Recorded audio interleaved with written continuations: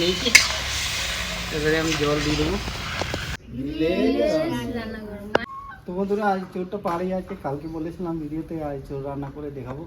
তো গাছের এঁচোড় তো একদিনও রান্না করা হয়নি, তাই আজকে আমি ছাদে থেকে যে পারিগা গাছে তো উঠতে পারবো না। হ্যাঁ, ডাঁটি দিয়ে আর এঁচোড় দিয়ে নিরামিষ রেসিপি বানাবো বন্ধুরা। না করো না, লাও।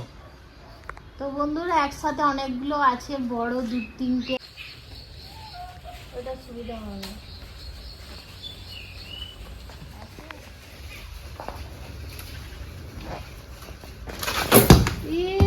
পড়ে গেছে। এবারে কাটাকাটি শুরু করি। তো বন্ধুরা প্রথমে আমি নিরামিষ তরকারির জন্য মশলাটা নিয়ে নেব। গোটা জিরে, ডালচিনি, গোটা ধনে, লবঙ্গ, গোলমরিচ গোটা আর 5-6টা শুকনো লঙ্কা, এগুলো আমি ভিজিয়ে রাখবো। নমস্কার বন্ধুরা, ভিলেজ রান্নাঘরে আপনাদেরকে সবাইকে আমার অনেক অনেক স্বাগত। আজকে একটা নতুন রেসিপি, আর একটা নতুন গাছের এঁচোড়, তাই এঁচোড় ডাঁটি দিয়ে আজকে একটা রেসিপি বানাবো। দারুণ রেসিপি, নিরামিষ, আপনারা স্কিপ না করে পুরো রেসিপিটা দেখবেন। তো বন্ধুরা এই মশলাটা আমি জলে ভিজিয়ে রাখবো 10 মিনিট, তারপর পেস্ট করে নেবো। তো বন্ধুরা এই চটটা আমি কেটে নেবো। এই বটিটাও ধার কম আছে,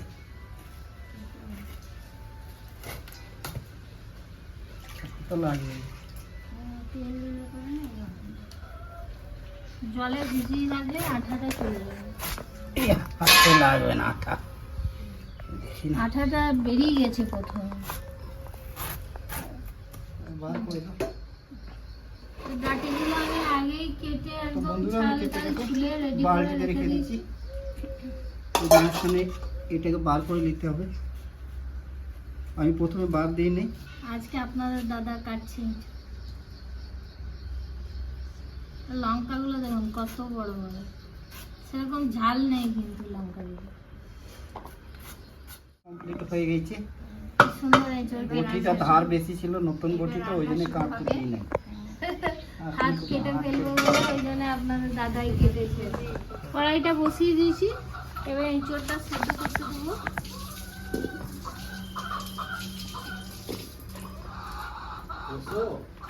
এঁচোড়গুলো যা বড় বড় পিস করেছে, দারুণ।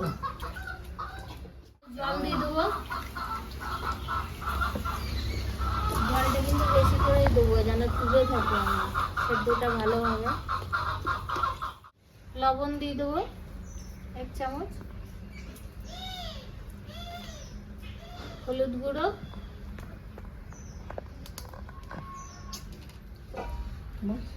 দিয়ে 7-8 মিনিট ঢাকা দিয়ে রেখে হয়ে গেছে। দেখি হাত দিয়ে কতটা সেদ্ধ হয়েছে। ভালোই সেদ্ধ হয়ে গেছে। তেল,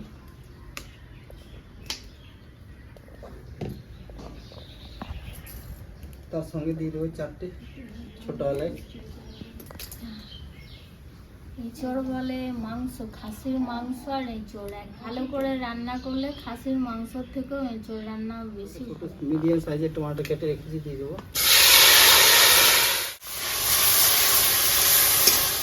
দেবো আদা আর কাঁচা লঙ্কা বাটা। এঁচোড় পাটিটা নিরামিষ তো, ওই জন্য মোটা মোটা ডাঁটি, এরকম মোটা ডাঁটি হয়ে গেলে না খেতে খুব ভালো লাগে বন্ধুরা, বেশ পিষে পিষে খাওয়া হয়। দেবো 1 চামচ লবণ। ভালো করে গলে গেছে, এবার আমি মশলা যেটা ভিজিয়ে রেখেছিলাম সেটা দিয়ে দেবো।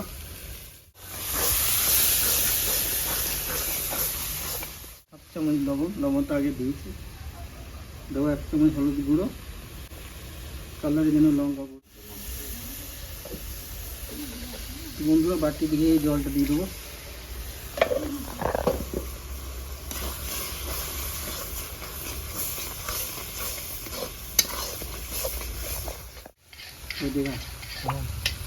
তো বন্ধুরা এবার দিয়ে দেবো ফুটে আর টক দই। ঘর মেলে ভরা ছিল ফ্রিজে, তাই একটু এই ফেটে যে গেল। কত সুন্দর কালারটা হয়ে গেল। ডাটিটা গলতে বেশি সময় লাগে না। তো বন্ধুরা এবারে সেদ্ধ করা এঁচড় দিয়ে দেবো, ডাটিগুলো দারুণ লাগে। তার সঙ্গে ডাটিটাও দিয়ে দেবো, একসঙ্গে সব কষে নেবো।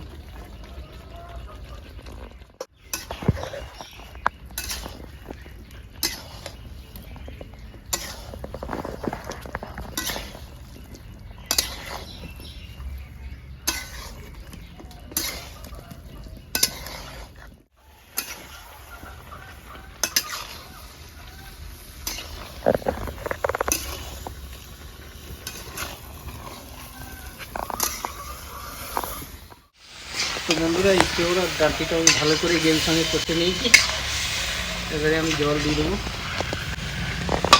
সত্যি একদম দারুণ লাগে। এই বাটি আমি এক বাটি জল দিচ্ছি, আর যদি লাগে আবার দেবো। তো বন্ধুরা এবার 10 মিনিট ঢাকা দিয়ে দেবো আমি।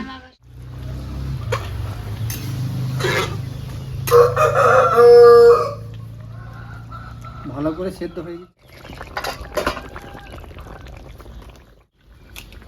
নামানোর সময় বেশি দেবো না, দিয়ে দেবো গরমে গরমে গাওয়া ঘি।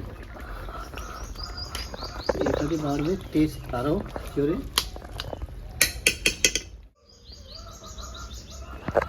দাদা কি হলো, ঘরে আছে নামিয়ে দেবো।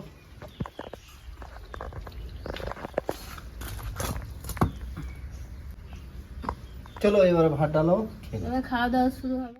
তো বন্ধুরা এবার খাওয়া দাওয়া করে দেখি, অনেক তো বেলা হয়ে গেল। মা খেয়ে দাও। ডাটি খাবে না তুমি? ডাটি খাবো খাবো, দু একটা খাবো, বেশি খাবো না। ডাটি আমি খাই না, মাথা ঘুরে পড়ে যাবে। আপনাদের দাদা ডাটি খেতে চায় না বলে, ডাটি খেলেই আমার মাথা ঘুরে বয়ে। পরে নেবো।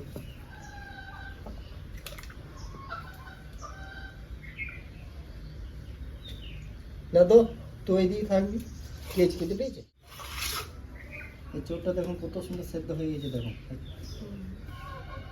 দারুণ সুন্দর। এটা খাজা কাঁঠাল না, খাজা কাঁঠাল। মা খেয়ে দেখো কেমন হয়েছে।